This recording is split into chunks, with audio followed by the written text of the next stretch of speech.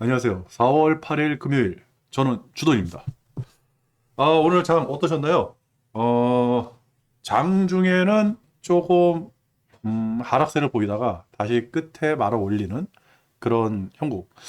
저는요, 오늘 고퍼스를 다 정리했습니다. 게다가 레버리지로 갈아탔습니다. 이유를 설명을 좀 해드리겠습니다.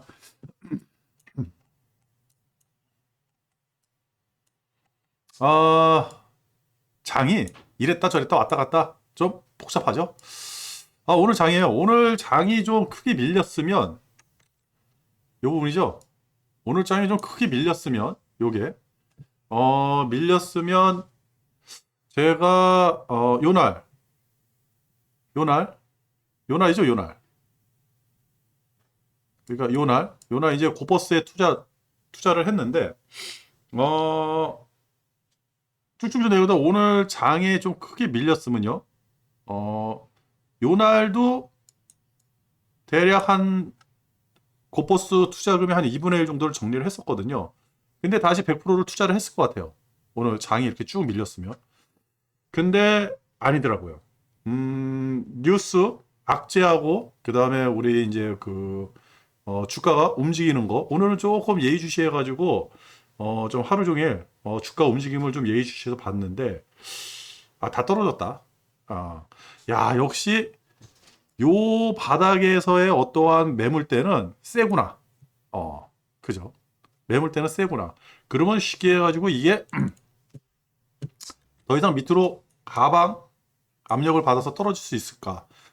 이거는 우리나라의 어떠한 체력 이런 것만 가지고 되는 게 아니라 외부에 압력이 있어야지만 떨어지는 그런 상황이거든요. 외부 압력이 없었다. 생각보다 중국이 견조했다. 여기에 중국이 견조했다. 그리고 미국이라든지 유럽이라든지 QT에 대한 어떠한 압력 그건 벌써 주가에 녹아들기 시작했고 어저께 주가에 녹아드는 양상이 보였다. 라고 한다 그러면 오늘은 최소한 근데 월요일이죠. 우리는 장이 끝났으니까요. 오늘 나스닥하고 유럽이 어느 정도 견고하게 아니면 양봉이 나오는 그런 패턴을 보여준다 그러면 우리도 월요일 날은 상승할 수 있지 않을까? 라는 그런 생각이 들었어요. 그래가지고 사실 저도 이제 요 라인이 깨지면 고퍼스에 좀 투자를 과감하게 해보려고 그랬는데 뉴스가 안 좋습니다. 고퍼스에 투자하는 뉴스가 벌써 사라져버렸다. 너무 짧게 사라져버렸다. 이렇게 말씀을 드릴 수가 있을 것 같습니다. 이건 뭐 제 내피셜이고 저의 투자 패턴이니까요. 그래서 저는 레버리지 투자를 했다. 오늘 장은 별로 안 좋았어요. 나스닥이죠? 나스닥. 희한하게 어제 싹 여기, 요 걸리는 모습. 그죠? 이거 뚫고 내려가진 않았죠. 먼저 번에 이제 걸렸던 전 저구. 그죠? 올라가다 튕겨 나오는데. 그죠? 올라가다 튕겨 나오는데. 요 라인만 뚫고 내려갔다 그러면, 만약에 오늘, 어떠한 뉴스가 있어가지고, 오늘 음봉이 쭉 나온다. 라고 한다 그러면요. 이게 계속 내려갈 수도 있겠죠. 그죠? 근데 이렇게 오늘 음봉이 쭉 나오는 뉴스, 악재는요, 좀 센 거야 될 거예요. 그렇지 않으면 다시 상승이 가능하지 않을까. 그래서, 나스닥 같은 경우는 좀 여기서, 아이고, 아이고, 여기서 박스권이 이루어지지 않을까. 그렇게 한번 생각을 해봅니다. 지금 모양새가 그러죠. 그래도 제가 만약에 나스닥에 투자를 했다 그러면요, 어, 오늘, 오늘 장 열리는 거 보고 나서, 그 다음에, 어, 여기서 레버리지를 살지, 아니면 말지를 결정을 할 것 같아요.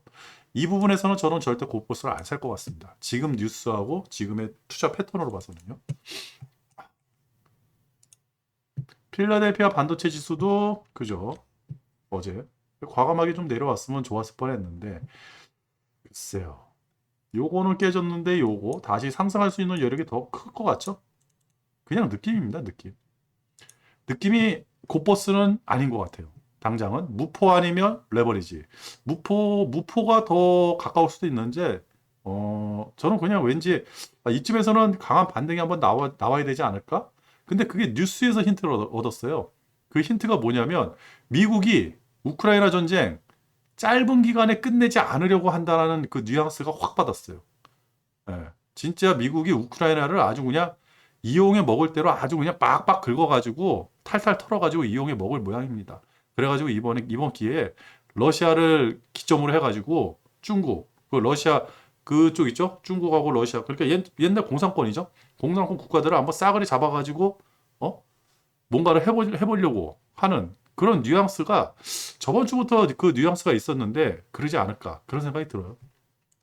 S&P 500도 현재는 박스권, 그죠? 독일 지수가 전 하단을 돌파를 했죠. 그죠? 여기. 요 부분을 돌파를 하고, 요 부분을 돌파를 했다 그러면 아주 좋았을 텐데, 요건 돌파를 못 하고요.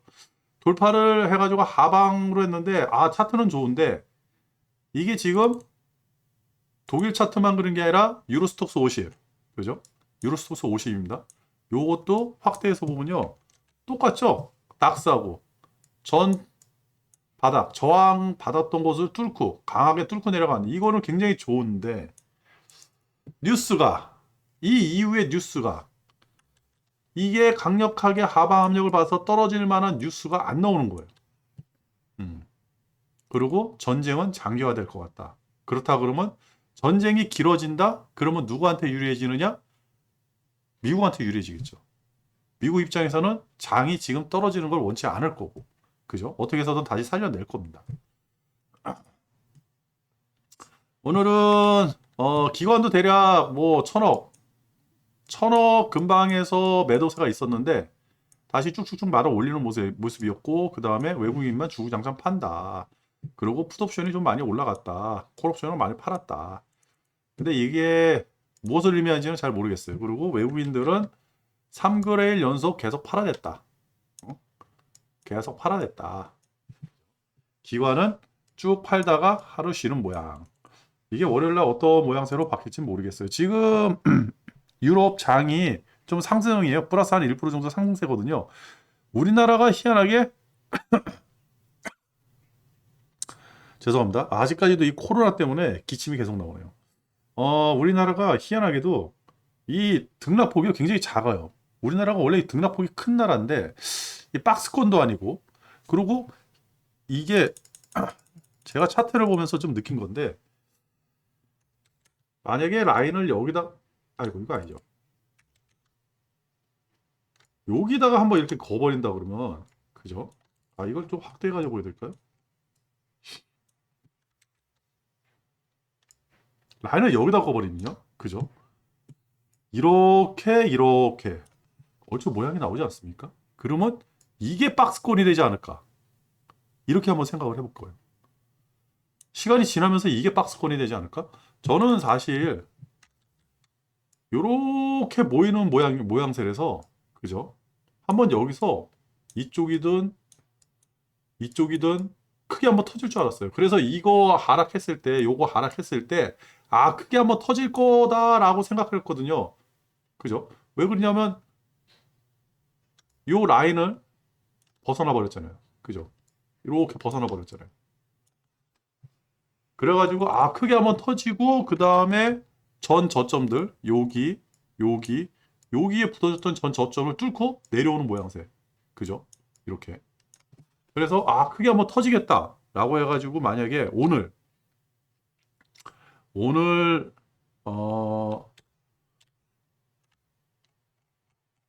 음봉이 이런 식으로 음봉이 나왔으면 과감하게 한번 질러보려고 준비를 했었습니다.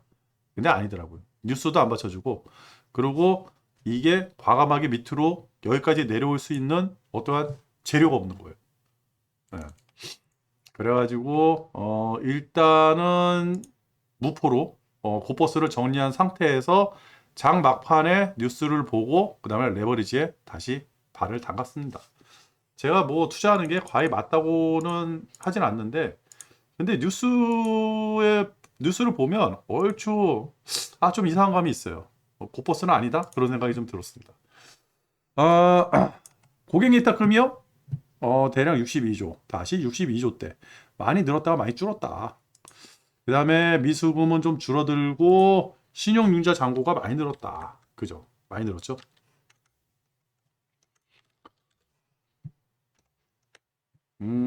대략 이렇게 뭐 얼마 는 것 같지는 않은데 21에서 22 그죠?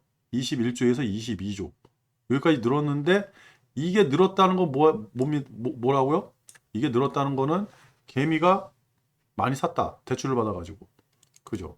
아까 얘도 외국인도 주구장창 팔고 기관도 주구장창 파는데 개미들이 다 받아먹은 거 아닙니까? 개미들이 많이 샀다. 희한하게 보면 51선을 건드리면서 내려오는 이 모양새. 여기서 또 건드리고 이렇게 내려오면 주가가 떨어지겠죠. 그죠? 그리고 환율이에요, 환율. 환율 제가 이제 1130원 정도 한번 봐야 된다. 1210원에서. 얼추 상단에 왔죠? 그죠?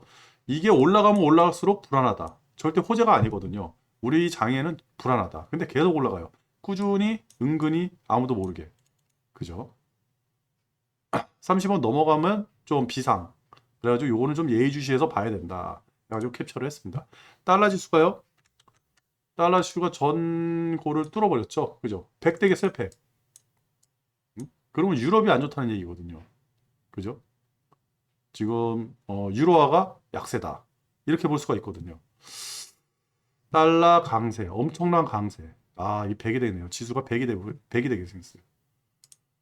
10년물 국채도 세상 모르고 뚫고 올라가더라. 그죠? 전고도 뚫어버리고. 금리 결정 났죠? 50bp 0.5%, 그 다음에 QT 115조, 월 115조. 엄청나게 빨려 들어가는 겁니다. 달러가 이제. 근데 저렇게 강세 상태에서 빨려 들어가고 지금 환율이 저 고환율에서 빨려 들어가고 우리나라 사실 좋을 건 없어요. 근데 이게 빨려 들어간다고 해서 당장 무슨 큰일이 생기느냐? 그건 아닐 거예요, 분명히. 그리고 QT가 진행되던 2017년, 18년, 19년도 이때보다 2배 가까이 강력하게 한다 그랬잖아요. 이때 차트를 보면 17년부터 18년까지 상승, 18년부터 19년까지 하락. 1년 동안 상승을 한 거예요. 저 QT가 진행될 때, 금리가 올라갈 때. 그죠? 그러면 지금 하락보다는 상승에 무게를 두는 게 맞죠. 과거 데이터를 보면. 근데 과거 데이터가 또 맞다고는 할 수가 없죠. 그죠? 정확한 일수라든지 정확한 금액이라든지 그때 당시 뉴스라든지 이런 게 정확하게 나와 있는 게 아니니까요. 그래서 대략적인 예측을 하는 겁니다. 그리고 우리나라는 2600 선에서 2700이 무너졌다 그러면 매수대기 자금이 어마어마하게 많이 있다. 그걸 항상 명심을 하고 투자를 해야 됩니다. 그렇다고 해서 개별주를 산다? 그건 아닌 것 같아요. 지금 장에서는 생각보다 박스권에 갇혀 있을 확률이 높거든요. 박스권에 갇혀 있을 때는요, 지수가 안 움직이잖아요. 지수가 안 움직인다는 건 뭐예요? 큰 종목들이 안 움직인다는 거거든요.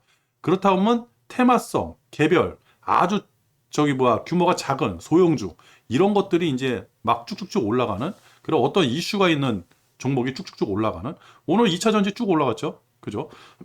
저는 중국 전기차 업체에 투자를 했는데 중국은 별로였어요. 근데 우리나라 2차 전지 업체가 좀 많이 올라갔다. 그리고 윤석열 건설 그죠? 그럼 건설 쪽.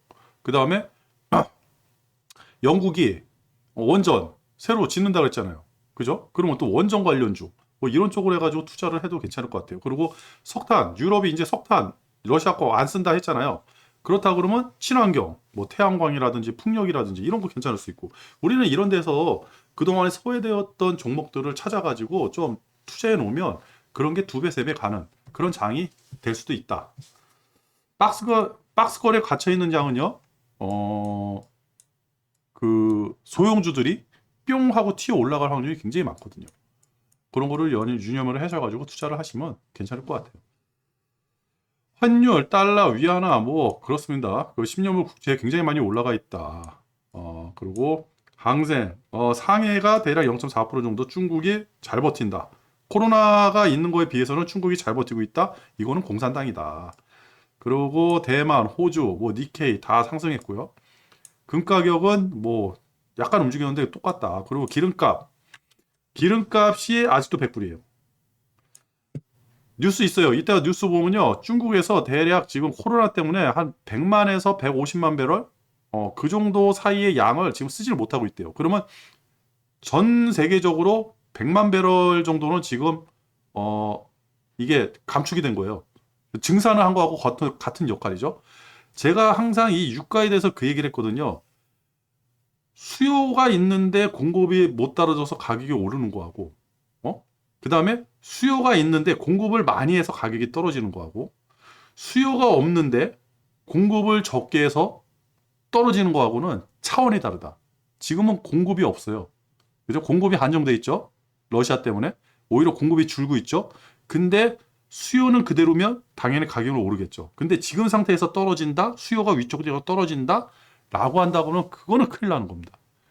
인플레이션 뭐 이런 걸 떠나가지고 경기 위축은요, 뭐 인플레가 문제가 아니죠. 그죠? 잘못하면 러시아 때문에 원자재 가격은 상승하는데 경기가 다운되는 스태그플레이션에 걸려버리는 거예요. 굉장히 위험한 거거든요. 중국 100만 배로 사용을 안 한대요. 근데 유가는 아직까지 100불. 그죠? 이 유가를 지금은 우리는 유심히 좀 봐야 돼요. 유가가 떨어진다 그래가지고 인플레 압력이 낮아졌다? 그건 미국만이에요. 우리는 중국에 예속돼 있잖아요. 중국 경제에 굉장히 민감하잖아요. 중국을 봐야죠. 그 뉴스가 이따가 있습니다. 그거 한번 같이 보시고요. 죄송합니다. 이게 마른 기침이, 이게 낮에는 괜찮은데 꼭 아침, 저녁, 요때 이제 마른 기침이 좀 많이 나와요. 여러분 코로나 조심하시고요. 코로나가 지금 한 1,500만 명 정도가 이제 걸렸다 그러는데, 뭐 이제 그 알면서도 모르는 사람, 일부러 걸렸는데도 모른 척하는 사람, 3천만 명은 걸리지 않았을까? 이렇게 한번 예측을 한번 해봐요.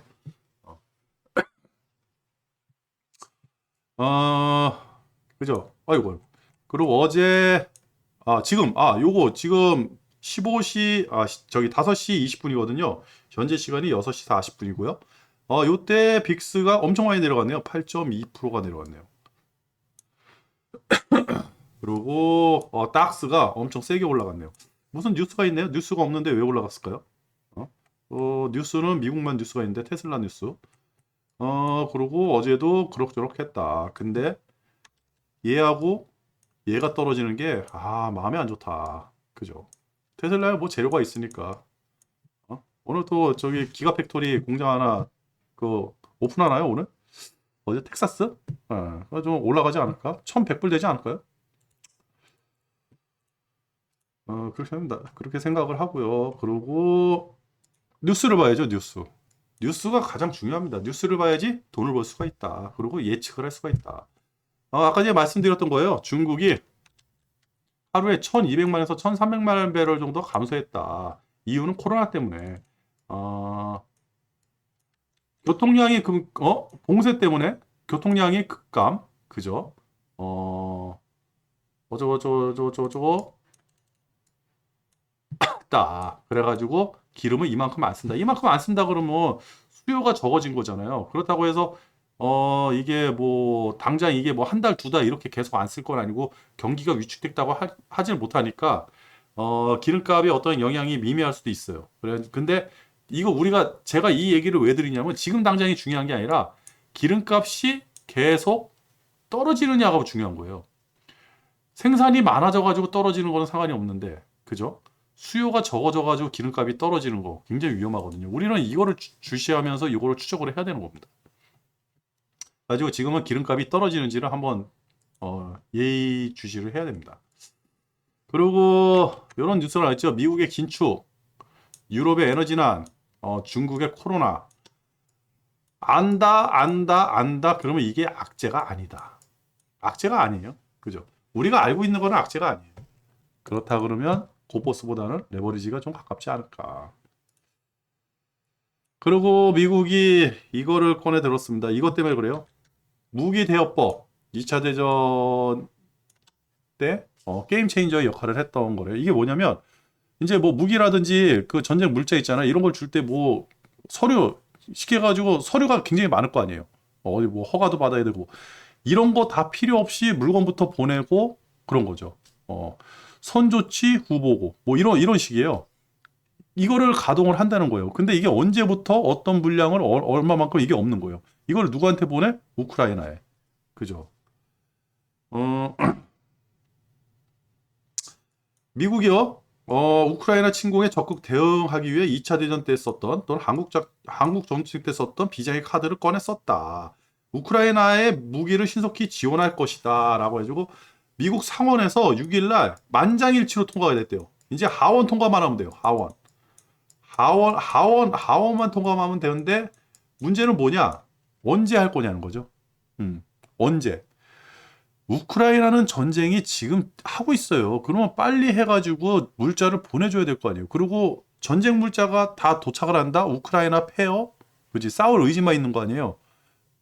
그럼 뭐야? 전쟁터예요. 그러면 장기전. 그죠? 미국이 우크라이나를 살리는 게 아니라 우크라이나를 이용해서 장기전을, 그러니까 대리전을 치르겠다. 그 얘기를 하는 겁니다. 그리고 일본 주가가 많이 올라가는 게 개미들. 우리처럼 이제 그 밈이 터진 것 같아요. 너도 나도 주식 사자. 그런 기사입니다. 그러면 요건 언젠가는 거품이 터진다. 그러면 언젠가는 추락을 하게 되겠죠. 미국이요. 이게 좀 센 뉴스예요. 미국이 이 정도까지 했다는 거를 보여드리려고 이제 이 뉴스를 했는데, 인도 있잖아요. 인도가 쿼드에 참여한 국가예요. 미국, 호주, 일본, 인도 이렇게 해가지고 중국을 견제할 목적으로 비공식 안보 협의체를 구성했거든요. 이게 쿼드입니다. 쿼드 가입국이에요. 근데 인도는 러시아 무기를 갖다 쓰고 러시아 기름 갖다 쓰고 하는 나라거든요. 그 러시아에 친밀해요. 그래가지고 이번에 반대표를 던졌어요. 유엔 인권위원회인가요? 거기에 이제 그 러시아가 퇴출됐는데 거기에 반대표를 던져가지고 미국이 실망을 했다. 근데 미국이 인도한테 뭘 해줄 건데요? 여지까지 해준 게 없어요, 인도한테. 미국은. 요 코드에만 가입이 됐을 뿐이지. 요것도 이제 인도 입장에서 한 것뿐이지. 인도 입장에서는 뭐 파키스탄에 핵무기 미국이 다 승인을 해줘, 뭐 해줘. 인도한테 도와준 게 아무것도 없거든요. 그렇다고 미국산 무기가 인도로 많이 들어간 것도 아니고. 그러면서 그래도 이런 것 때문에 중국이잖아요. 중국을 견제를 해야 되는데 인도한테 손가락질을 한다? 근데 미국이 과감하게 했다는 거죠. 그러면 장기전. 이 느낌이 들었던 거예요. 그러면서 이런 얘기 있죠. 러시아를 자극하는 뉴스. 핀란드하고 스웨덴이 나토 가입을 하려고 그런다. 핀란드 같은 경우는 러시아에 붙어 있죠. 러시아의 이 국경이 붙어 있는 그런 나라거든요. 여기 있네. 핀란드는 러시아의 북서부 국경과 맞댄 국가다. 그죠? 처음에 전쟁을 빨리 끝내려고 프랑스 대통령이요.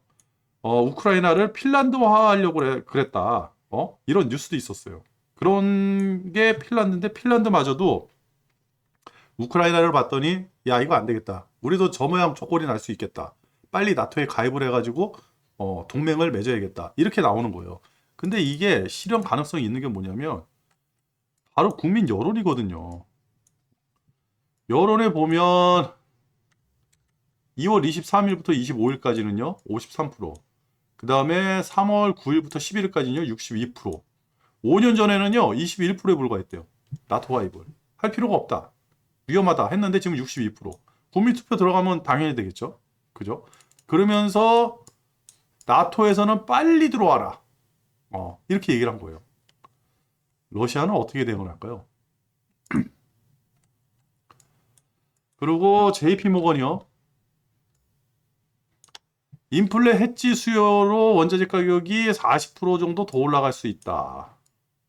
JP 모건이 이런 얘기를 했다. 그러면 얘네들은 벌써 지네들이 매수를 했다. 그죠? 가격 올리려고 하는 수작이죠.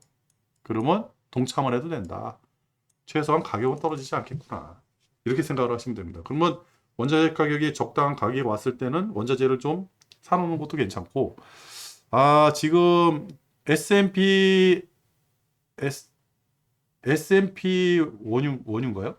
아, 이 코덱스에 있는 ETF인데, 아, 제가 그거를 유심히 보고 있는데, 그게 이제 미국에 있는 정유사들을 이렇게 사놓은, 어, 정유사들의 투자를 한, 그런 ETF가 있는데, 정유화학이었나? S&P 정유화학이었나? 하여튼, 이름은 생각이 안 나요. 하여튼, 그런 거는 여러분들이 한번 찾아보시고요. 그런 ETF에다가 조금 투자를 해놔도 괜찮지 않을까. 그죠? 기름값에다 투자를 하면 유가의 상승, 그러니까 100불에 사가지고 120불이라고 그러면 그 20% 정도의 마진만 먹게 되지만 정유 회사를 사버리면요. 특히 이런 셰일 가스가 들어있는 워렌 버핏이 셰일 업체를 샀잖아요. 셰일 업체라든지 정유 업체를 사버리면 여기서 나오는 영업이익은 고스란히 주가에 반영이 되고 배당으로 반영이 되니까 굉장한 이득이 될 거예요. 그거를 모아놓은 ETF를 사놓으면 땡큐가 되지 않을까 이렇게 생각을 해봅니다. 그러면 원유에 투자하는 것보다 더 큰 수익을 얻을 수 있지 않을까 그런 걸 한번 생각해 보고요. 그리고 바레인이 레바논이군요. 레바논이 IMF 구제금융을 받았다. 그죠? 신흥국이 위험하다. 우리나라도 신흥국이다. 그리고 원전 영국이 원전을 8개를 건설하겠다. 언제까지? 2050년까지. 그죠? 계속 나오죠. 원전, 건설 이런 데다 좀 투자를 해놔도 돼요. 그리고 블라드가요. 블라드 여기 블라드라고 나왔죠. 블라드가 아이고 블러드가 아니라 블라드라고 하는군요. 블러드가요. 매파 발언 다시 블라드가 연말까지 3.5%를 올려야 된다. 3.5%. 그죠? 굉장히 센 거죠. 지금이 0.25에서 0.5. 그러면 3% 올리려고 그러면 0.5를 6번. 엄청나게 세게 올려야 된다. 엄청나게 강경하게 얘기를 했는데 이 사람은 원래 매파니까 이 정도 얘기를 해도 돼요. 그렇다 그러면 대략 2.5에서 3.5% 사이, 대략 3% 정도 예상을 하면서 우리는 예의주시하면서 지켜보면 되는 겁니다. 계속해서 매파적 발언이 계속 나올 거예요. 그죠? 러시아가 인권 이사회군요. 인권 이사회, 유엔 인권 이사회 퇴출. 세죠. 근데 여기 보면 애매해요. 찬성이 93표, 반대가 24표. 이 24표를 던진 이 나라들 미국이 가만 안 두겠다. 이렇게 얘기를 했고 기권이 58표. 러시아는 기권한 나라들, 찬성한 나라들 다 가만히 안 두겠다. 이 러시아. 이거는 미국. 딱 갈라지겠죠? 그죠? 미국파, 러시아파. 전쟁은 장기화. 그래가지고 EU가 첫 에너지 제재 석탄 그죠? 지금 당장은 급한 거는 뭐야? 석탄이 아니라 원유하고 가스. 아직까지도 독일은 가스 포기를 못한다. 그렇게 버팅기고 있고요. 근데 이것도 그냥 당장 한 게 아니라 120일 동안 유예 기간을 준다는 거예요. 120일이면 6개월. 그죠? 6개월이에요, 6개월. 6개월이면 유가 내려가고도 남지 않을까요?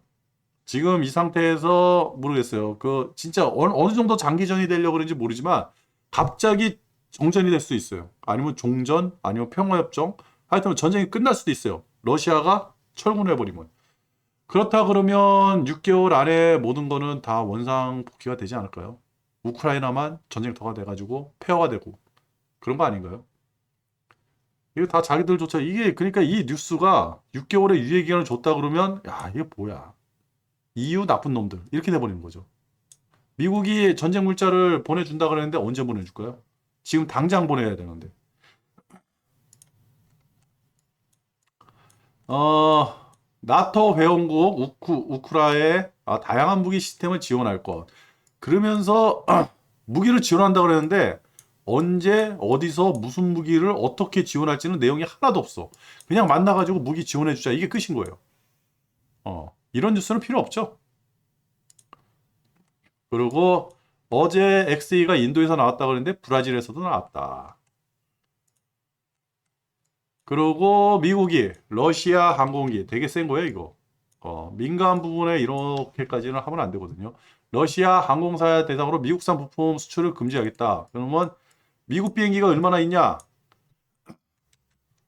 59대, 48대, 34대. 그죠? 총 해도 한 150대는 되겠죠? 대략 한 130대. 그죠? 130대 정도. 187대 중 대략 한 130대. 그러면 이거는 비행기는 이제 못 뜨는 거예요. 부품이 없고 정비가 안 되니까. 그죠? 그리고 나머지 것도 에어버스 기종인데 여기에 대략 25% 정도가 미국산 부품이래요. 그러면 러시아는 비행기가 못 뜬다. 그죠? 음. 근데 이게 여기 끝부분에 이런 게 나왔네요. 민간인이 피해를 볼 수 있다는 점에서 비판을 받을 수도 있다. 그죠? 민간인까지 건드린 거예요. 그래서 뭐를 해도 다 민간인한테 가는 거죠. 그리고 홍콩 항원 검사를 한다. 그리고 대만에서 지진이 났다. 그죠? 대만 반도체, 일본 반도체 지진이 났다. 이런 거 유심히 봐야 되고요. 뉴스는 끝났네요. 그러면 간단하게 정리를 한 다음에 마무리 짓도록 하겠습니다. 원유 증산은요? 없죠. 이란 남았는데 이란 원유 증산한다 그러면 나머지 국가들이 반발을 하고 그리고 신흥국가 굉장히 위험해요. 신흥국의 위기 이거 계속 추적을 해야 됩니다. 계속 이제 그 시위하고 폭동이 일어나고 그럴 거예요. 그리고 우크라이나 협상은 당분간은 힘들 것 같다. 왜 그러냐면 장기전을 준비한다. 미국이 장기전을 준비한다. 그죠? 근데 어느 날 갑자기 또 될 수도 있어요. 요거는 아무도 모르는 거니까. 그러니까 요거는 그냥 뉴스가 나오면 그렇다. 주가에는 영향이 없다. 그죠? 그리고 오늘 14일 날 회의가 있는데 3월 4%대 물가가 상승해가지고 4월 14일 날 그 한은에서 금리를 올려야 되는데 못 올릴 것 같다. 5월 달로 연기할 것 같다. 이유는 이창용 총재 후보자가 없다. 5월 달부터 있다. 이 사람이 있어야지만 올릴 수가 있다. 지금 이렇게 결론이 난 것 같고 중국 경기 안 좋다. 유럽 인플레가 심해서 ECB가 뭔가를 해야 된다. 그리고 코로나는 변이라는 단어가 나오면 예의주시해서 본다. 중국 코로나 때문에 힘들다. 그리고 연준 금리 인상 다 없어졌죠? 다 필요 없는 거예요. 왜? 결과가 나왔으니까. 50bp 그죠? 그 다음에 QT가 월 116조. 이게 5월 달에 시작을 한다 그러면 하나보다 이게 되는 거예요. 여기서 만약에 이게 0.25라든지 0.75가 된다 그러면 이게 심각해지는 거예요. 0.25는 경기가 안 좋아진다. 0.75는 야 너무 심각하다. 그러면 주가가 의도 터지겠죠. 근데 이런 것도 없다. 그러면 그 주가는 그냥 우상향. 그죠? 아무것도 없는 거죠. 그 블러드가 올해 3.5% 얘기를 했습니다. 그리고 러시아 다 없어졌죠? 다 필요 없어요. 이제 전쟁. 장기전. 미국은 장기전을 준비하는 거고 인권 이사에서 퇴출을 시켜버렸잖아요. 그거는 네 편 내 편 갈아놓은 겁니다. 갈라놓은 거죠. 그래서 아주 간단하게 됐어요. 지금은. 지금 같은 경우는 뉴스가 아주 간단해져가지고 그냥 지금 나오는 뉴스를 생각만 하면 돼요. 몇 가지 단어만 추가를 하면 돼요. 러시아 얘기 나오고 제재 얘기 나온다. 당연한 거. 근데 갑자기 러시아하고 우크라이나하고 뭐 평화 협상을 한다, 평화 협정을 한다, 그럼 크게 호재. 그러니까 지금 같은 경우는 악재가 나올 게 없는 거예요. 악재가 다 녹아버린 거죠. 가장 큰 악재였다는 지금 한 3, 4일 정도 장을 폭락시킨 금리 인상, 악재 아니죠. 지금 남아있는 악재는 이거예요. 코로나, 중국이 어떻게 되느냐. 만약 중국이 주가가 푹 떨어진다든지 코로나 확산세가 중국하고 인도 같은 경우는 인구가 많잖아요. 인도에서도 감염자가 확 늘어난다든지 중국에서 감염 도시가 더 늘어나고 더 확산이 된다든지 지금 2.2만 명인데 이게 만약에 20만 명이 되고 200만 명이 되고 중국 같은 경우는 이런 그 인구가 어마어마하게 많잖아요. 10억이잖아요. 만약 10억 인구가 감염이 됐다. 그러면 중국 경제는 어떻게 될까요? 착살 나겠죠. 지금은 코로나 죄송합니다. 코로나, 변이, 중국 요 단어만 신경 쓰면 된다. 그리고 나머지 단어들은 그냥 지금 나와 있는 우리가 악재라고 알고 있는 데서 크게 벗어나는 뉴스가 아니라 그러면 그거는 그냥 그죠. 호재도 아니고 악재도 아니고 그리고 악재 다 그 주가가 떨어지면서 그 뉴스가 녹아 들었으니까 오히려 악재보다는 그냥 호재에 가까운 악재가 다 녹아들었으니까 호재라고는 할 수 없는데 그냥 그 주가가 떨어질 이유가 없는 그런 뉴스들이라고 생각을 한다 그러면 조금 그 생각이 제가 얘기하는 게 맞지 않을까.